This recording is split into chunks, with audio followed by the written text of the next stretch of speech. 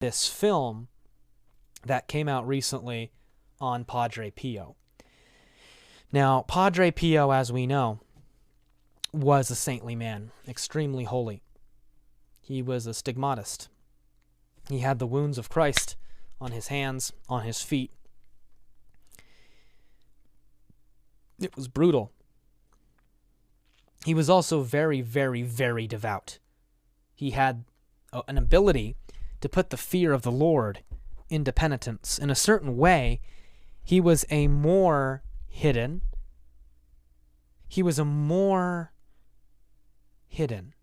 and secretive Saint Philip Neri. Saint Philip Neri had a way of reading the minds of penitents. For instance, when a penitent came to kneel supplicantly in the confessional to Saint Philip Neri, the penitent began to cry. He began his confession, and then he started stuttering at the weight of the sin that he was about to reveal. He couldn't continue. Saint Philip Neri, in his kindness and in his supernatural clairvoyance, he knew what the man's sin was and said the sin out loud for him, completed his sentence. He had this wonderful effect on penitents. In fact, many, many souls who were at one time wicked came back to the truth because of this complete and utter innocence and purity of life that St. Philip Neri had, and God blessed him for it. Padre Pio had a very, very wonderful effect on penitents. He lived at a turbulent time as well. He died in 1968, a period of great transition, a catastrophic year, not just in politics as we know, but for the church. This film, which came out, was lauded by many before its opening day. Now, I was always skeptical. Many who have read about Padre Pio were skeptical, because in the trailer, Padre Pio uses the F word.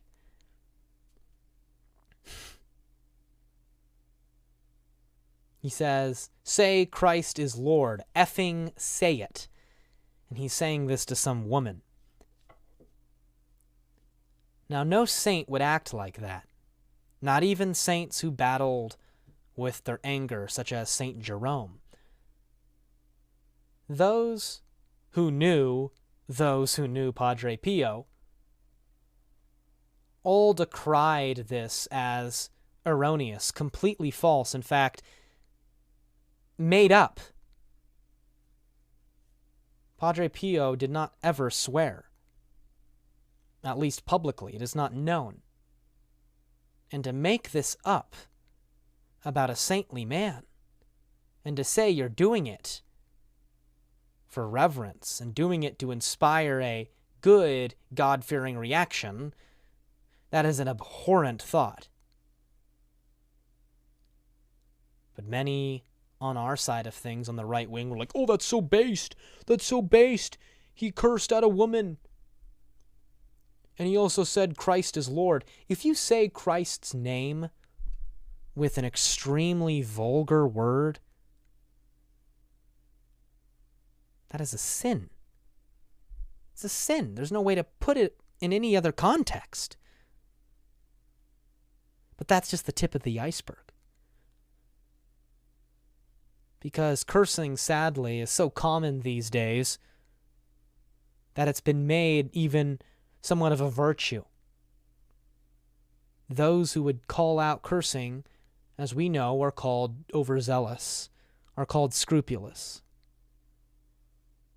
Woe, woe now in this age to those who try to do good.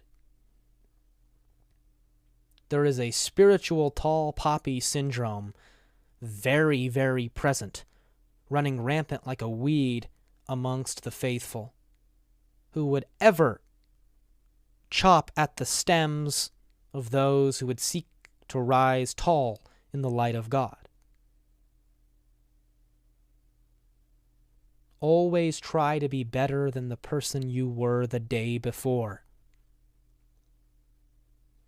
Always try to change your vices. No one has that good of a relationship with God to such a degree that God allows them to have certain vices and sins and looks the other way. Oh, I'm good. I keep 9 of the commandments. It's just this other one that I'm not too good at keeping. That won't save your soul. I'm speaking broadly here. Anyhow, this film came out and it portrayed a lot of nasty things, including nudity, including the sexualization of the Blessed Virgin Mary. And if you do that, you deserve damnation. That is extremely blasphemous. The Immaculate Conception herself, you show in such a way in a spiritual context. And to think that some are calling this a good film. It's not a film, it's smut and it's pornography, and it deserves to be burned. The director deserves to have his house have letters mailed to it. Mail letters to this director. All good Catholics send letters to this director. Send letters to Shia LaBeouf and anyone involved with this film, and say how very sickened and saddened you are and horrified and angered that you would do such an injustice, and not just an injustice, but such a blasphemy to the Mother of God. But such is the state of so many in our church that they don't care truly about the offense that it causes God. Seriously, how tepid the souls of so many of the faithful are, that they would look the other way at such a terrible thing, or they would just skip the scene and continue onwards to where Padre Pio says based and epic things. Oh, look it, there's the Latin Mass, he's raising the host.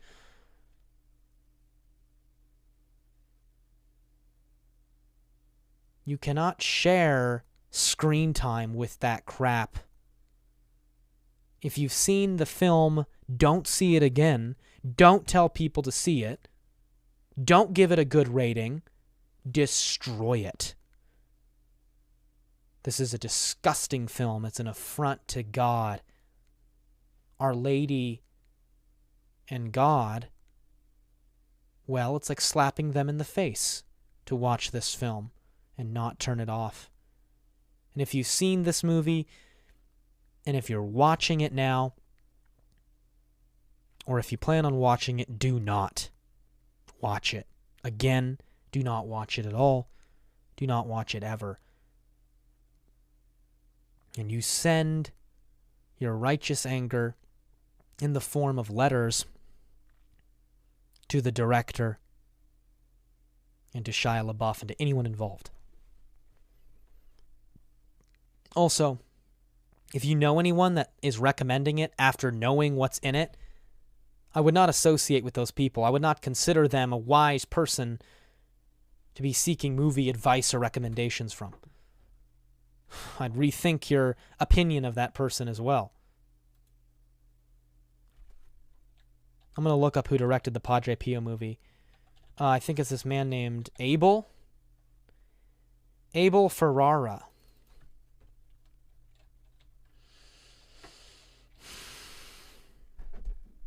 Abel Ferrara, yeah, he's a filmmaker, an American filmmaker. He's Italian and Irish and was raised Catholic. He should know better, but he's divorced and he's compromised. Let's read about this person who directed the Padre Pio movie. it's not his first time he's made disgusting films. Oh my goodness.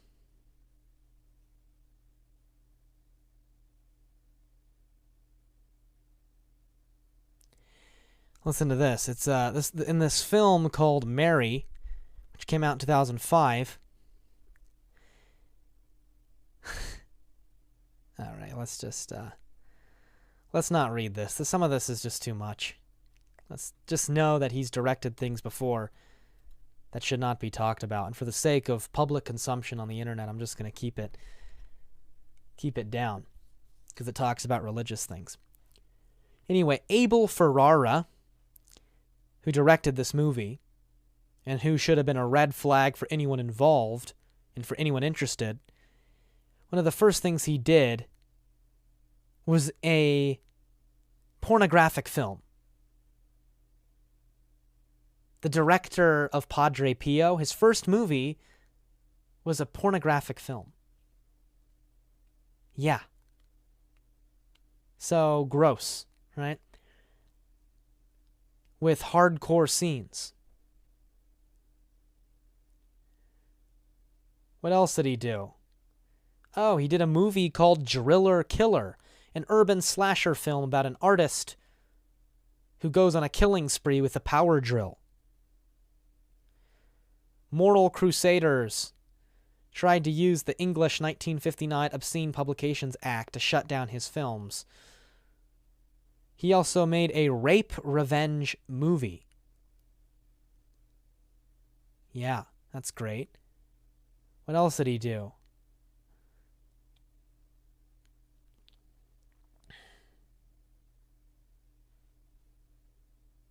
A lot of violent movies, not so bad. Anyway, he is a Buddhist. He's describing himself as a Buddhist. He's not even a Catholic anymore. So you have this porn-producing Buddhist, ex-Catholic, making a movie about a Catholic person. And Wikipedia says he was raised Catholic, but started describing himself as a Buddhist in 2007. When asked if he had converted, Ferrara responded, "It's not a conversion. You're not a card-carrying Catholic. You're brought up Italian. So you're brought up with those images. All the great art is financed by the church, so they have a monopoly on the paintings. And they're powerful images, the whole 9 yards of it. But Jesus was a living man, and so were Buddha and Muhammad. These three guys changed the effing world with their passion and love of other human beings. All these guys had was their word, and they came from effing nowhere. I'm not saying Nazareth is nowhere. I'm sure Jesus came from a very cool neighborhood." That's Abel Ferrara, the director of this movie. This guy should have his mailbox flooded with letters telling him to not direct Catholic movies. If a Muslim had done this, if some ex-Muslim had directed such a big film about the life of Muhammad, there would have been death. Trust me, there would have been death threats. There would have been a fatwa. If some ex-Jew had made a movie that was deemed anti-Semitic about blood libel or something, there would have been an outcry. There would have been such a terrible rush of anxiety in all forms that it would have completely swallowed up this production. Yeah, this guy who made films, porn films and rape films, is then directing the Padre Pio movie. Great, good job, whoever pushed this movie in Catholic circles. Good freaking job. You know what's funny is Mel Gibson, when he directed The Passion, was decried by many as saying, "Oh, this guy's not going to be able to direct The Passion because of his past." This guy makes Mel Gibson look like a saint, and Mel Gibson is no saint. Never was. He was just a very good Catholic at one point in his life, who had a very good Catholic father. So there was that glimmer, and there was that respect for the Catholic faith. But meanwhile, we got this Italian-Irish bastard who abandoned his faith which is no surprise in this age of apostasy, in this age of modernism and ecumenism, with chaos from the top down, but still abandoned his faith, and is now a practicing Buddhist, essentially, and who has directed porn films and rape films, essentially the same thing, and now wants to direct a movie about a saint. No wonder he has no respect for the Blessed Virgin Mary. He has no respect for her, no respect for the source material. And he gets some ex-druggie, who knows if he's still on drugs, like Shia LaBeouf, puts him in a habit, gives him a beard, and heck, uses his last remaining brain cells to act in a film that many thought was going to be a wonderful representation of one of the last true saints. Yeah, give me a break. Do not trust the media. Do not watch this film, and if you think it's good because it has a few based moments, really think about your life. Really think about what is going on in your head and what you're filling your mind with, what kind of poison and trash. How desensitized you are to the smut out there in the world that you would even have the Mother of God depicted in such a way. You freak. How could you even exist with watching something that depicts the sacred in such a profane way? The devils in hell laugh with glee at the soul scandalized by such a movie. If I had the efforts and means, if places like movie shops and DVD stores were still a thing, I'd get together with my friends and buy them. I'd use my own money to buy films like this and burn them so the public couldn't get their hands on them. Burn these films. I don't care if they bring more in, burn them. Put that on video and show the world. Don't consume this stuff. Every day it's like I look at the world I live in and I'm utterly shocked and disgusted by it.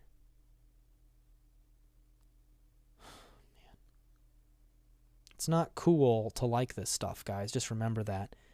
You're just a conforming dork. People say it's dorky to care about such things like I do, but you're the dork. You're the one who's conforming so readily and so willingly to the psychological implants put in your brain by cinema, by shows, by movies, that you would watch something. Even if you skip it, you're still giving your okay to the film. That you'd watch something like that and continue on. If your quote-unquote priest is telling you to watch this, rethink where you go to church. Seriously. Because your priest is telling you to watch a porn film. Your bishop is telling you to watch a porno. We are called before the judgment seat of God every single day, and we are called to make a judgment ourselves on every action that we do and every action that is happening around us, that we let happen,